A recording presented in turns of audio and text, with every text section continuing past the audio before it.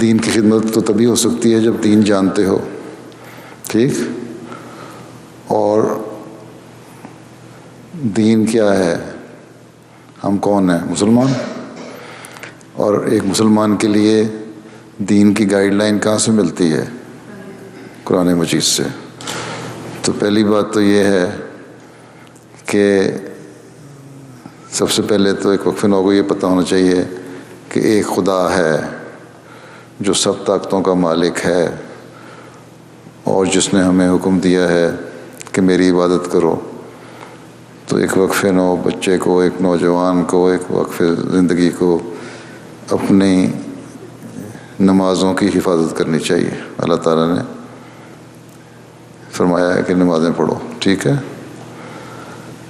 اللہ تعالیٰ پہ ایمان لاؤ، پھر اس کے بعد نمازیں، اور نمازوں کا حق ادا کرو.